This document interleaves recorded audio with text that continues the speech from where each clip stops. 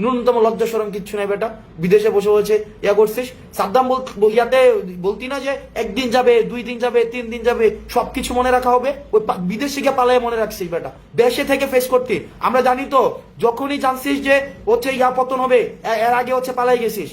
তোরা তো হচ্ছে আন্দোলন ফিক্স করতে হচ্ছে পুলিশের সাথে সমঝোতা করে, পুলিশকে আগে ফোন দিয়ে হচ্ছে সমঝোতা করতে যে আন্দোলন পুলিশ কোন জায়গায় থাকবে, তোরা কোন জায়গায় থাকবে।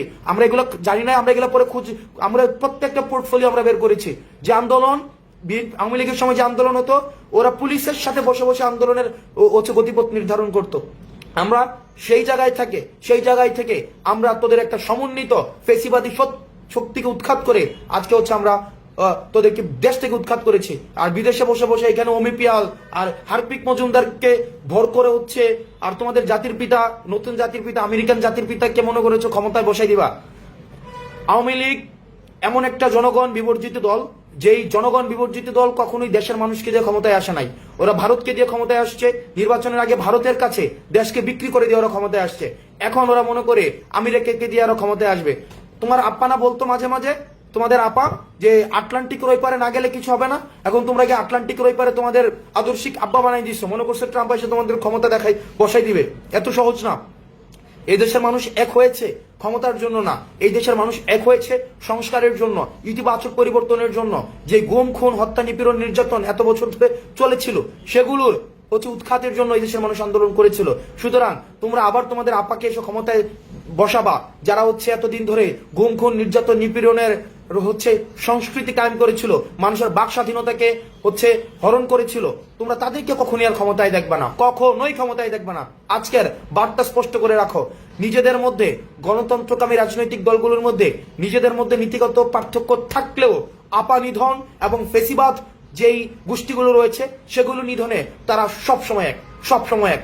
আজকে তোমরা দেখবে প্রয়োজনে একটা বার আমাদেরকে দেখা দিও, একটা বার আমাদেরকে দেখা দিও, আমরা তোমাদেরকে বুকে জড়িয়ে নিতে চাই।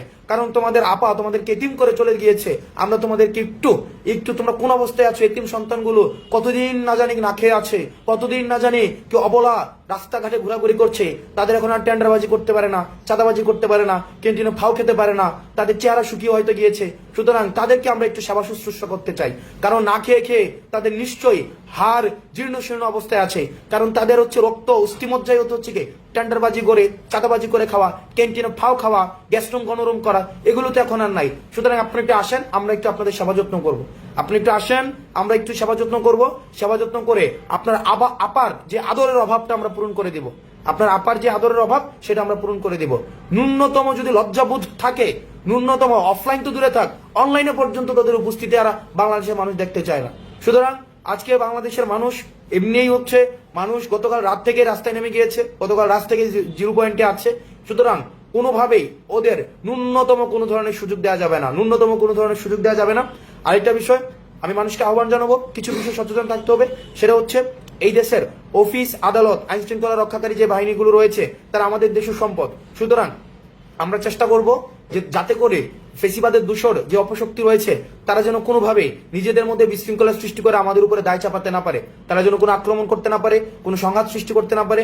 আমাদের কর্মসূচি শান্তিপূর্ণভাবে থাকবে। যদি কোনো লীগ এবং আপার কোনো এই এতিম সন্তানদেরকে আপনারা রাস্তাঘাটে দেখতে পান, তাদেরকে আদর করে, সুন্দর করে, যত্নে, অতি আদর যত্নে আপনারা পুলিশের হাতে তুলে দিবেন একদম। কারণ আপার একটা এতিম সন্তান, দেখেন একটা এতিম সন্তান, এদের উপরে মানুষের এত ক্ষোভ, ওরা কোথাও যাইতে পারে না। এখন ওদেরকে রাস্তাঘাটে ওরা ফাও খাইতে পারে না, ওরা বাকি খাইতে পারে না, ওরা চাঁদাবাজি করতে পারে না। কি কষ্টে আছে। ওদেরকে যখনই পাবেন, যেখানেই পাবেন, সুন্দর করে আদর যত্ন করে ওদেরকে হচ্ছে পুলিশের হাতে তুলে দিবেন। ওখানে হচ্ছে ওদেরকে বসে বসে খাওয়াবে, কোনো চিন্তা করার দরকার নাই। আপনারা সচেতন থাকবেন, তারা যেন নিজেদের মধ্যে সংঘর্ষ করে সেটা দায়ভার আমাদেরকে চাপাইতে না পারে।